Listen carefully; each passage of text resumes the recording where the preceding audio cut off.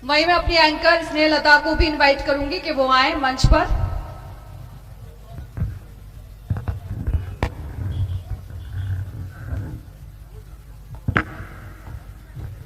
देखिए, जितने लोग खड़े हुए प्लीज अपनी अपनी जगह बैठ जाइए, स्थान ग्रहण कर लीजिए। अनिरुद्धाचार्य जी हैं यहाँ पर, बैठकर आप आनंद लेते रहिएगा अनिरुद्धाचार्य जी के साथ। जो लोग यहाँ पर खड़े हुए हैं उनसे मेरा निवेदन है, हाथ जोड़कर प्लीज अपनी अपनी जगह पर बैठ जाइए, स्थान ग्रहण कर लीजिए प्लीज। देखिए, अनिरुद्धाचार्य जी की फैन फॉलोइंग बहुत है, सोशल मीडिया पर एक्टिव रहते हैं, उसका असर दिखाई दे रहा है बहुत। तो प्लीज आप सभी से निवेदन है, अपनी अपनी जगह बैठ जाइए और बिना देर किए चर्चा की शुरुआत करते हैं।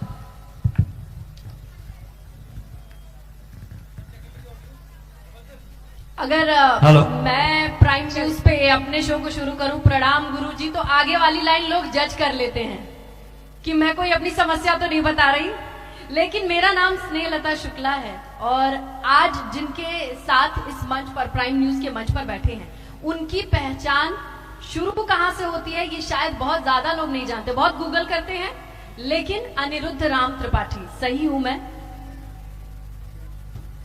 बचपन थोड़ा सा जाने हैं आपका? जी जान लीजिए। तो कहां से शुरू हुआ? मैंने जितना गूगल किया आपको, शैतान नटखट बालक थे आप? गूगल के पास जानकारी नहीं है पूरी। सौभाग्य है कि आप मिले हैं, अब पूरी होगी। ऐसा है कि हमारा बचपन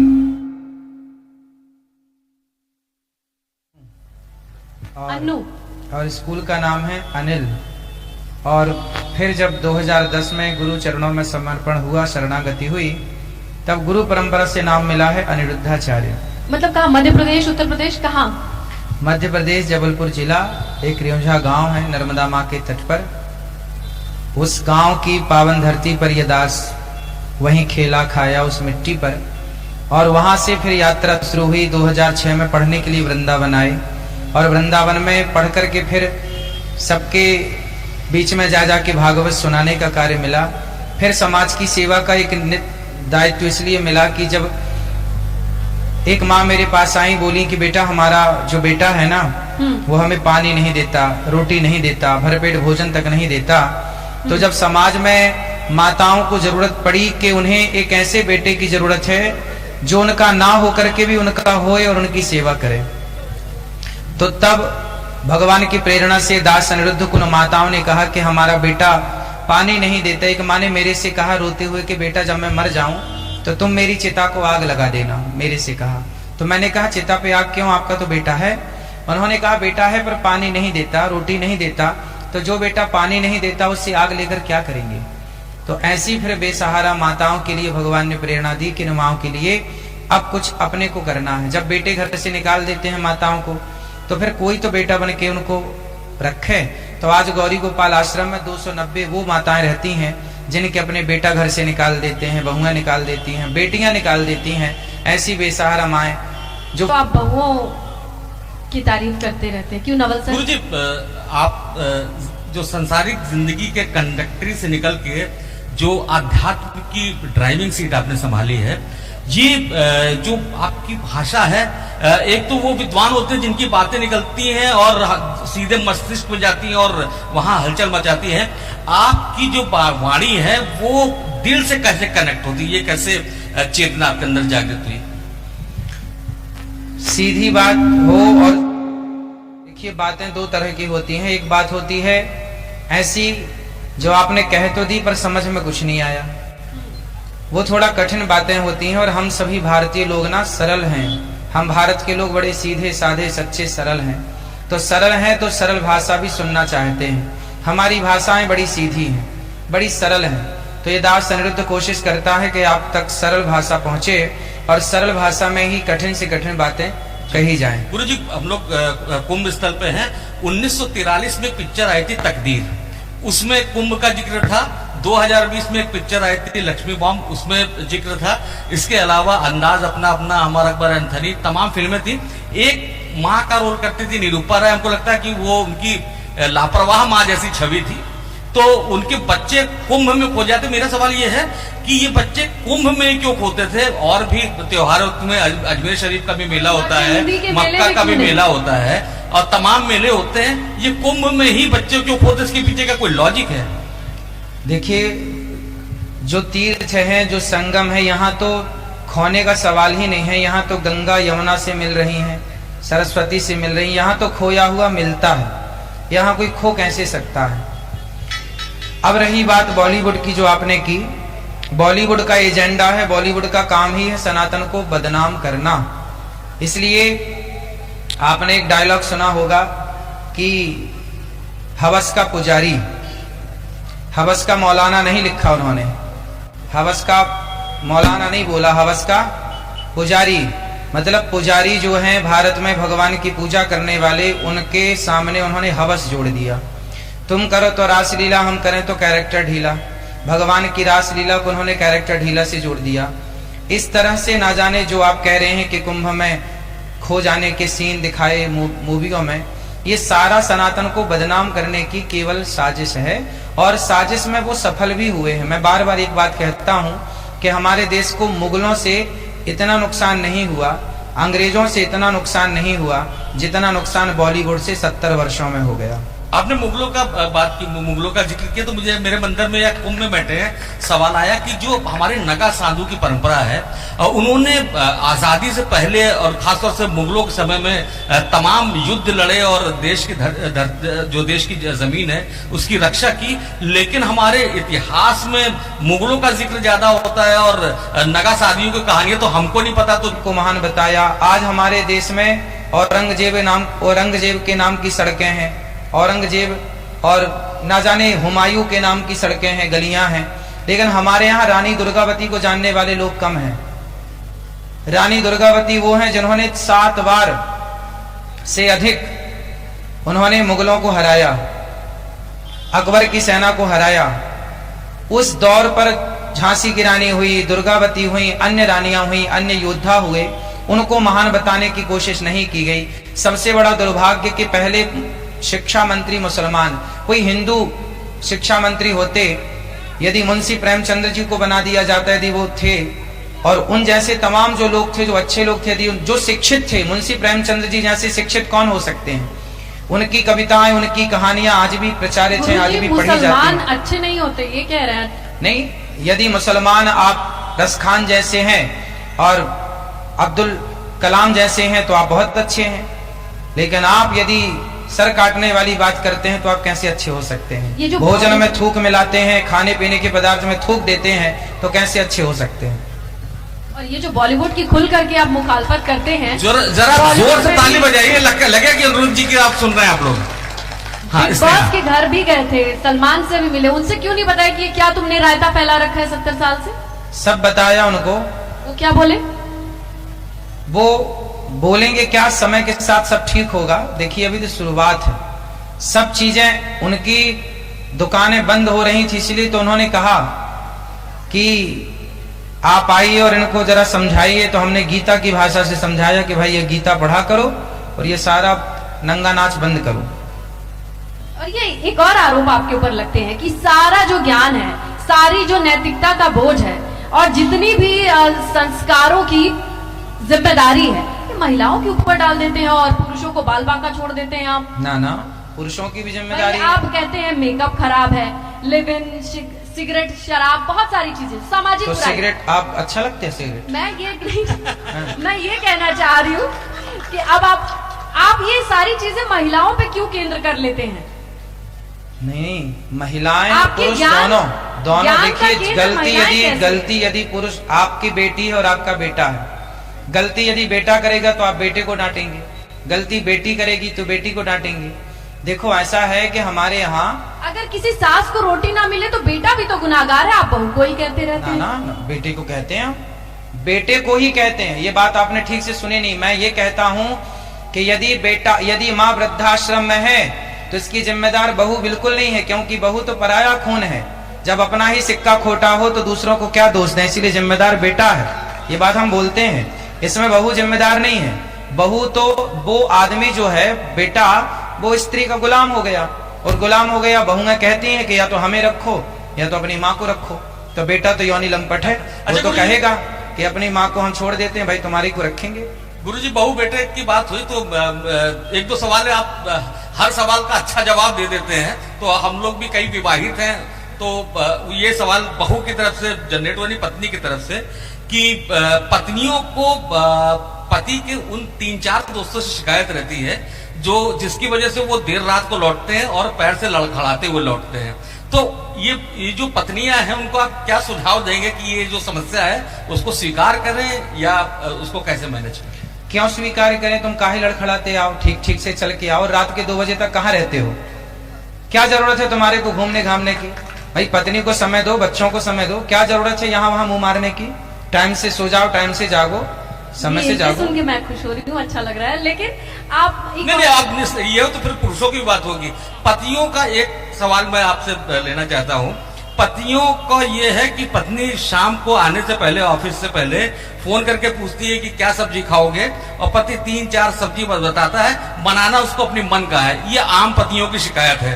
तो आप पति को सजेशन देना चाहेंगे कि पत्नियों को कि कुछ अच्छा तो खिला दिए करो? भाई पत्नी जो बनाए खा लेना चाहिए चुपचाप। क्या बात है गुरुजी, संतुष्ट अति उत्तम। पुरुष कितने संतुष्ट हैं जवाब से? देखिए पतियों के लिए और पुरुषों के लिए एक जेन्युइन सवाल है। मैंने कई बंदों को, कई पुरुषों को सुना है भाई पत्नी तो वही सब्जी बनाएगी ना जो आप ला के रखे होंगे। इसमें पत्नी का क्या दोष है? आप ला के रखो तो वो बनाए पनीर, आप जो ला के रखेंगे वही ना बनाएगी। लेकिन आचार्य जी एक सवाल जो ज्यादातर मर्दों की जीवन में आता है जब वो शादीशुदा होते हैं, एक चीज की ये जो शिकायत रहती है कि मैं माँ की सुनूं कि बीवी की सुनूं। देखिए ये दोनों चाकों के बीच में पिसता हुआ मर्द, वो आखिरकार किसकी प्रायोरिटी बने, वो किसकी प्राथमिकता हो? अगर एक माँ की सुने तो बहू को लगे कि हम इतना सब कुछ छोड़ के आए, हम अकेले पड़ गए, और अगर बहू की सुने तो जैसे आपने कहा ना, बीवी का गुलाम। दुनिया एकदम तैयार रहती है मुहर लगाने के लिए, ले भाई एक और आ गया बीवी का गुलाम। तो ये जोरू का गुलाम, बीवी का गुलाम, एक अगर पति पत्नी से ज्यादा समय नजदीक रह रहा है, ये ठप्पा क्यों लग जाता है? गुलाम कैसे हो जाता है? देखो पहले तो आप कह रहे हैं बीवी का गुलाम। हमारे यहाँ बीवी होती ही नहीं है, हमारे यहाँ होती है धर्म पत्नी। ठीक है, जब तक देश में पत्नियां थीं तब तक पूरा गृहस्थ आश्रम सुविधा और आनंद से भरा था। कोई दिक्कत, किसी को शिकायत नहीं थी, कोई घर टूटे ही नहीं कभी जब तक पत्नियां थी और जब तक पति था। जब से पति हस्बैंड हो गए और पत्नियां बीवी हो गई, तब से फिर समाज में व्यवस्थाएं बिगड़ने लग गई। आप जानते हैं बीवी किसे कहते हैं और धर्म पत्नी किसे कहते हैं? बीवी के आगे कभी धर्म बीवी नहीं लगता, वाइफ के आगे कभी धर्म वाइफ नहीं लगता, लेकिन पत्नी के आगे सदा क्या लगता है? धर्म पत्नी। क्यों? पत्नी का अर्थ है जो धर्म से हमें प्राप्त हुई हो और जो धर्म के रास्ते पर चले, वही धर्म पत्नी है। इसलिए हर स्त्री एक अच्छी धर्म पत्नी बने और हर पुरुष एक पति बने तो समस्याएं ही खत्म हो जाएं। समस्याएं हैं ही इसलिए क्योंकि आजकल की बहुत सारी पत्नियां, सारी नहीं, कुछ पत्नियां कहती हैं, गौरी गोपाल आश्रम में 290 माताएं हैं, उन अधिकांश माताओं में जानते हो समस्या क्या खड़ी हुई? बेटे से कह दिया, पत्नी ने कह दिया कि या तो अपनी माँ को रखो या तो हमें रखो। अब बेटा क्या करे? तो बेचारा छोड़ने आ जाता है वृद्धाश्रम। एक बार एक बेटा आया मेरे पास, महाराज जी मेरी माँ को रख लो। मैंने कहा क्यों? बोले मेरी पत्नी और मेरी माँ की बनती नहीं है। तो मैंने कहा फिर पत्नी को छोड़ना था ना वृद्धाश्रम में, पत्नी को ले आता। बोले नहीं, पत्नी के बिना कैसे रहेंगे? तो माँ को छोड़ देता है। अब बताइए, पत्नी ने तो उसे दबाव बनाया कि तुम छोड़ के आओ, तुम हमें रखो। जो ऐसे दबाव में आया, इसलिए तो वो नामर्द है। गुरुजी, उसे मर्द कहाँ कहते हैं? गुरुजी, वो मर्द है नहीं। मर्द किसे कहते हैं? मर्द का अर्थ होता है कि जो समाज में सबके दर्द को जाने, सबके दर्द को समझे, जो अपनी माँ के दर्द को ना समझ पाया। एक बार ना एक बच्चे को चोट लगी, ट्रेन में माताएं जा रही थी, एक माँ थी और 4-6 नौजवान लड़के थे, आपस में खेल रहे थे। लड़कों को में एक लड़के को चोट लग गई तो माँ ने एक कपड़ा निकाला और उसके हाथ में बांधा। तो माँ ने कहा बेटा दर्द हो रहा है? तो लड़के ने कहा मैं मर्द हूं और मर्द को कभी दर्द नहीं होता। तब माँ ने कहा कि बेटा तुम मर्द हो, तुम्हें दर्द नहीं होता, पर तुम मर्दों को पैदा करने में हम माताओं को बहुत दर्द होता है। तो मर्द उसे कहते हैं जो माँ के दर्द को समझे, मर्द उसे कहते हैं जो पत्नी के, बच्चों को, समाज के दर्द को समझे। जो दर्द ही ना समझे अपनी माँ का, वो काय का मर्द, ना मर्द है वो। गुरुजी, आपकी लोकप्रियता इतनी है, अब देख लीजिए कि थोड़े से लोग थे, इतनी भीड़ हो गई। हमारे जो चैनल हेड है वो भी बड़ी मुश्किल से यहाँ बैठे हुए हैं, ब्यूरो चीफ साइड में खड़े हुए हैं। ये आपकी लोकप्रियता का असर है। लेकिन लोकप्रियता की बात मैं कर रहा तो स्नेहा ने जो आपसे सवाल किया था ये सलमान खान को लेके, सलमान खान की एक फिल्म आई थी, उसमें वो लव गुरु बने थे, और मुझको लग रहा है कहीं आप सीखते सीखते सलमान खान के ट्रैक पर तो नहीं चले गए, आप लोग लव गुरु भी बोलने लगे जो युवा सही में। और खासकर वो वाली बात, बीवी की तारीफ करो तुम, नहीं तो कोई और करेगा, भले वो गुड़ गोबर लगे। हाँ, तो पत्नी की तारीफ करते रहा करो। यदि पत्नी की तारीफ करेंगे तो पत्नी भी प्रसन्न है, और पतियों की भी तारीफ करते रहा करो तो पति भी प्रसन्न, वरना फिर यहाँ वहाँ ताक झांक करेंगे। अच्छा, ये गुरु जी बताए कि जितने भी बिगड़े लोग हैं, चाहे वो शराबी हो, चाहे वो दिल से टूटा हुआ आशिक हो, चाहे पत्नी किसी की भाग गई हो, चाहे वो घर में कलेश करता हो, ये सब के सब आपके दरबार में क्यों आते हैं? आपकी क्या समस्या है बताओ। मेरी समस्या मैं अपनी समस्या बता देता हूँ। गुरुजी, हम लोग जब बैठे डिस्कस कर रहे थे, आपसे बात करेंगे, हम लोग पत्रकारों की आदत है कि कोई भी बड़े से बड़ा नेता आ जाए, प्रधानमंत्री आ जाए, मुख्यमंत्री आ जाए, उससे ऐसा सवाल पूछते हैं जिसमें वो फंसता है। हाँ। लेकिन आप ऐसे संत हैं कि जिसको हम लोग पता था कि हर बात का जवाब है आपका, तो गुरुजी के लिए तालियां फिर से डर लगता है कि कहीं हमें ही ना फंसा दे। आपको पता ही रहे कि आपकी क्या समस्या है। अब हम बता दें तो मेरी बीवी मुझे घर से निकाल देगी, फिर गुरुजी के आश्रम पर जाना पड़ेगा। बात सही है, बिल्कुल दम है। लेकिन ये बताइए कि आपके लिए बहुत सारी, आपकी पॉपुलैरिटी के लिए, आखिर आपके भाषणों का, और ये शरारत क्या है? कभी ऐसे funniest Baba in the world का आपके गूगल करने पे आता है, आपको पता है? मुझे ये नहीं पता। ठीक है, आप लोग गूगल करते रहते हैं, ठीक है, लेकिन जीवन में बहुत सारी समस्याएं ना गूगल से हल नहीं होंगी, एक अच्छे गुरु से ही हल होंगी। इसलिए गुरु की शरण में ही जाना चाहिए, हर चीज गूगल से नहीं। फनी फनी चीजें क्या सिखाते रहते हैं आप लोगों को? ये वाला एक्शन, जूते में दौड़ने वाला, ये क्या है? जूते में दौड़ने वाला एक बहुत फनी दौड़ने का तरीका, गाय के पीछे, और ये जो ग्रिल से सरक रहे थे आप, वो सब ऐसा है ना। हमारे वृंदावन में एक मंदिर है, तो वहाँ ठाकुर जी ना बहुत छोटे से हैं और थोड़ा दूर से देखना पड़ता है, तो जब देखो ना तो क्लियर दिखते नहीं है, तो फिर आप आंखों को इस तरह से करके देखो तो नजरें केंद्रित होती हैं। आप अभी भी देखिए, कैसे होता है ना, ये प्रैक्टिकल है, ये साइंस है, आप देखिए ना। भाई मुझे तो नहीं लगता, आप कोई दूर की चीज ऐसे करने से कैसे नजदीक दिखेगी? अरे आप प्रैक्टिकल कर लो, प्रत्यक्ष को क्या मुझे प्रमाण वायरल कर देंगे आप, आपका फोटो तो छपता ही है। गुरुजी, महिलाएं तो कर सकती है, अगर हम ऐसे करके करेंगे ना तो जेल चले जाएंगे। तो ऐसे थोड़ी कर रहे हैं, ऐसे कर रहे हैं। तो इतना बचपना, इतनी शरारत कहाँ से आती है? ऐसा है ना, आजकल लोग डिप्रेशन में क्यों है? क्योंकि बड़े हो गए। जो बच्चा बछड़ा होता है ना, बछड़ा, हाँ। छोटा बछड़ा होता है तो गाय का दूध पीता है, और वही बछड़ा जब बड़ा हो जाता है तो भूसा खाने लग जाता है। छोटे बछड़े पै पिए, बड़े होए भूसा खाएं। तो इसलिए बड़ा बनना मतलब डिप्रेशन में चले जाना है, छोटा बनना मतलब मस्ती में रहना। छोटे छोटे बच्चों को कहाँ टेंशन है, इसलिए बड़ा नहीं बनना है, सदा छोटे बन के रहना, मस्ती में रहो, जिंदगी बिंदास जियो, मरना है काहे परेशान होना। मेरा मानना है कि जिंदगी जितनी मिली है बिंदास हंसते मुस्कुराते जीना चाहिए। अच्छा, एक बड़ा जरूरी सवाल है, आपके सारे कंटेंट का निचोड़ निकालना तो अलग बात है, लेकिन आपकी नजर में जब दुनिया को देखते हैं, कौन ज्यादा बर्बादी के रास्ते पे आपको दिखाई दे रहा है? महिलाओं का एक जत्था या पुरुषों का समूह? दोनों। कौन ज्यादा बर्बाद है? दोनों ही बर्बाद हैं।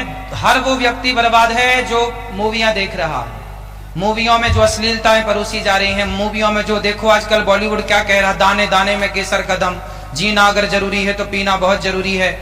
गुटखे का प्रचार वो कर रहे हैं, जंगली रमी का प्रचार वो कर रहे हैं। आज हमारे देश का युवा ना बाप की सारी पूंजी कमाई जमा कमाई जानते हो कहाँ खर्च हो रही है? आजकल बच्चे ना ऑनलाइन जुआ खेल रहे हैं। इसमें क्या हो रहा है कि वो जुआ खेलने में लाख रुपए हार रहे हैं, 2 लाख हार रहे हैं, 5 लाख हार रहे हैं। ऐसा करते करते वो लोग हार रहे हैं, और बाप ने जो कमाई की रही थी वो बेटे को उस कर्जा से मुक्ति दिलाने में खर्च कर रहा है, तो दोनों डिप्रेशन में। गुरुजी, इसलिए बॉलीवुड को चाहिए कि उनको दूसरा काम करना चाहिए, अच्छे काम करें। क्या करें बॉलीवुड वाले, बताइए? अरे बॉलीवुड वाले भजन करें, कीर्तन करें, अच्छे काम करें, ईमानदारी से पैसा कमाएं, बेईमानी से। वाले भी तो चैनल है, वो लोग क्यों नहीं देखते, बताइए?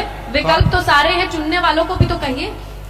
भाई ये बताओ कि जब ये क्या बात हुई कि हम काला रंग हमारे लिए नुकसानदेह है, लेकिन काला रंग देखना बंद कर दे, आपके पास तो गुलाबी, हरा, नीला देखने का भी विकल्प है। रात जब होती है तो काली ही तो होती है, बिल्कुल तो होती फिर है। आप ना चाहे तो भी तो काला रंग दिखता है रात को।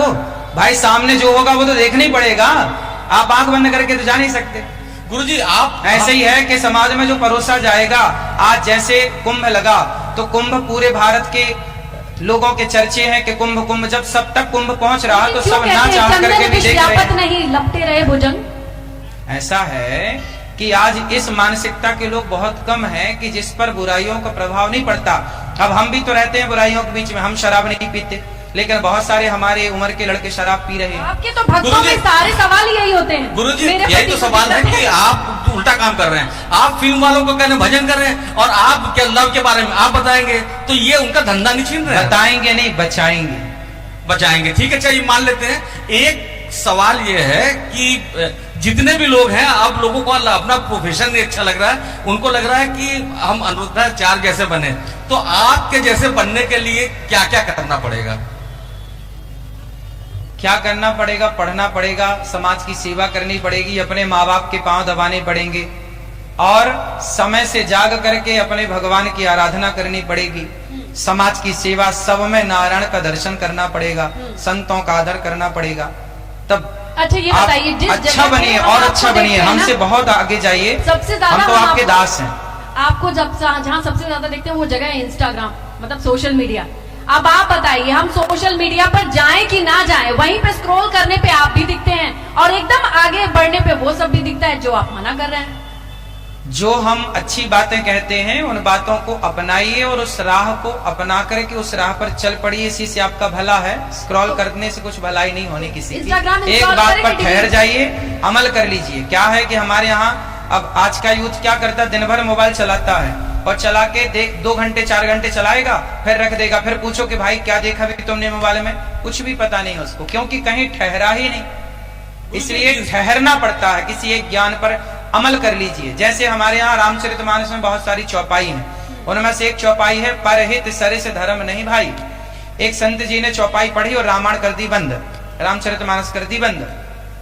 कहा गुरुजी और पढ़िए और सुनाइए, बोले नहीं, पहले जो लिखा है पहले मैं उस पर चल पढ़ूं, परहित सरिस धर्म नहीं भाई, जो लिखा उस मार्ग पर मैं चल पढ़ूं, जब मैं एक को फॉलो कर लूंगा, एक को अपना लूंगा, तब दूसरी चौपाई पढ़ूंगा। तो जब तक आप एक पर ठहर के उस काम को अमल पे नहीं लाते, तब तक बदलाव नहीं होता। गुरुजी एक आखिरी सवाल मेरा आपके लिए कि एक रोटी होती थोड़ी मोटी होती है, हाँ। जो इंस्टाग्राम में है उसको लोग पिज्जा बोलते हैं। आप पिज्जा वाले जो इंस्टाग्राम है वहां जाके कहते हैं रोटी खाओ, ये कैसे समझेगा आदमी? भाई वो रोटी, पिज्जा की ही दुकान है जहाँ पे अनफॉर्चुनेटली अपॉर्चुनेटली रोटी मिलती है बाजरे की, वो आप हैं। ऐसा है, पिज्जा बर्गर क्यों खाना? आज पिज्जा बर्गर खा खा के तो आप लोग जल्दी से बीमार पड़ गए। आज भारत की औसतन आयु 70 साल बची है। आप सर्वे कर लीजिए, 70 साल के पहले ही आदमी मर जा रहा है। पहले के आदमी 80 और 85 और 90 तक जाता था, 100 तक जाता था। आज की पीढ़ी अब कहां 100 तक जाने को तैयार है। जितना हेल्दी आप खाएंगे, जो आप खा रहे हैं एक बार चेक करिए कि वो आपके लिए कितना बेहतर है। आप अंकुरित चने क्यों नहीं खाते, अंकुरित दालें क्यों नहीं खाते, आप पुरानी चीजें क्यों भूल गए? आप फल खाइए, सैलेड खाइए, आप जो खाने चीजें हैं वो खाइए। पिज्जा बर्गर क्यों खाना है? ये तो सड़ा हुआ मटेरियल है, क्या रखा उसके भीतर, क्या भर दिया? बस बासी रोटी 4-4, 6-6 दिन पुरानी, 10-10 दिन पुरानी रोटी ही तो है वो, सड़ी हुई, क्यों खाना? गुरुजी जाते जाते बताइए, ये जो ऑडियंस में जो लोग आपसे सवाल पूछते हैं, कुछ लोगों को लगता है क्या ये मेडअप है, वो पहले से प्लान्ड है, या फिर वाकई ऐसे लोग आते हैं आपके पास? कोई भी वृंदावन आता है ऐसे माइक लेके, जैसे आपने सवाल किया हमसे, तो आपने कोई हमसे पहले थोड़ी बताया था कि हम ये पूछने वाले मेरा तो ये काम मैं तो करके हाँ, इसी काम के उसी लिए तरह आया। कोई भी भक्त माइक लेके उठाता है और बात करता है, जो भी उसको प्रश्न पूछना होता है, जो हमें आता है हम सेवा कर देते हैं। तो ये नेचुरल है। हाँ, कुछ भी फिक्स नहीं है, सब नेचुरल है। नेचुरल है इसलिए तो सब पसंद करते हैं। गुरुजी के पास समय कम है, आप लोग से रोज है कि एक बार जोरदार तालियां बजा दीजिए, फिर स्नेहा आपके माइक जी।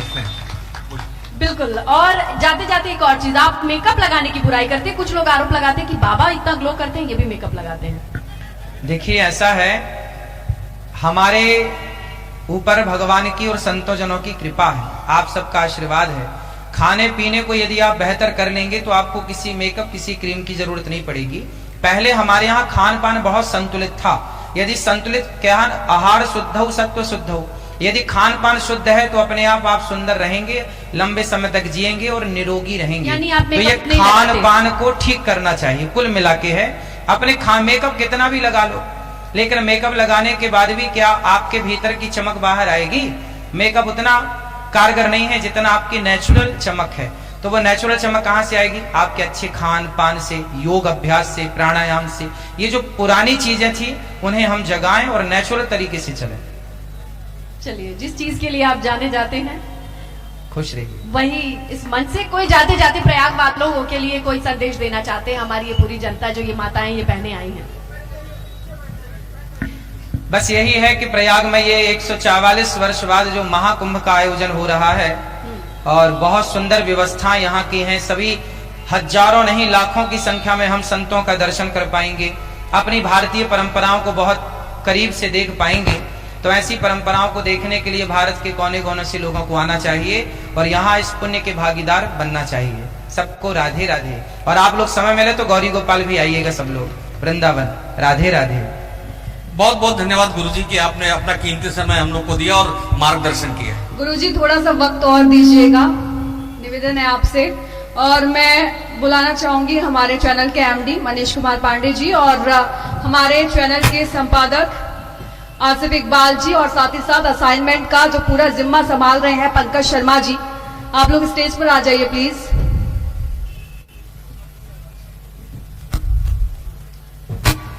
पंकज शर्मा जी, पंकज शर्मा जी,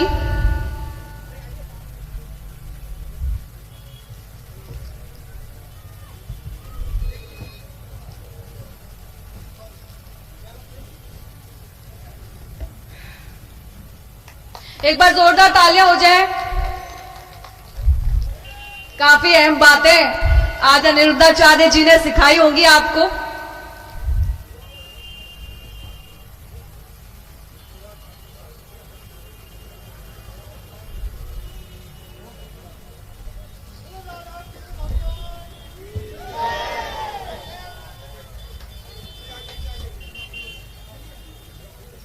देखिए प्लीज